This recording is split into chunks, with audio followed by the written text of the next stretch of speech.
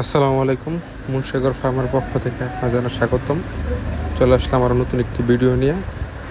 আশা করি সবাই ভালো আছেন। আজকে আপনাদের মাঝে নতুন একটি বিষয় নিয়ে শেয়ার করবো, সেটা হলো আপনারা জানেন যে আমি 15 দিনের টাইগার মুরগির বাচ্চা এবার ক্রয় করেছি 160 টাকা পিস।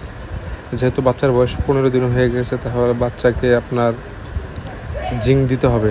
এতে করে আপনার বাচ্চার দ্রুত শরীর বর্ধন হবে এবং লোম গজাবে, সেই সাথে দুর্বলতা কাটিয়ে উঠবে এবং এতে বৃদ্ধিতে সহায়ক সাহায্য করবে। এবং জিঙ্ক সিরাপটা আপনারা যখন বাচ্চার বয়স 15 দিন হয়ে যাবে তখন থেকেই দেওয়া শুরু করবেন। জিঙ্ক সিরাপটা কীভাবে দেবেন সেটা নিয়ে আপনাদের মাঝে আজকে বিস্তারিত আলোচনা করব।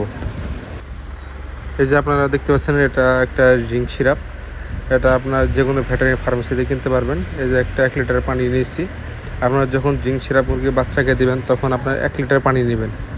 1 লিটার পানি নেবেন এবং 1 লিটার পানিতে 3 মিলি জিঙ্ক সিরাপ নেবেন এবং অবশ্যই ঝাঁকিয়ে নেবেন বারবার, যাতে ওষুধটা, এটা হচ্ছে সবথেকে ভালো ওষুধটা ঝাঁকিয়ে নেওয়া।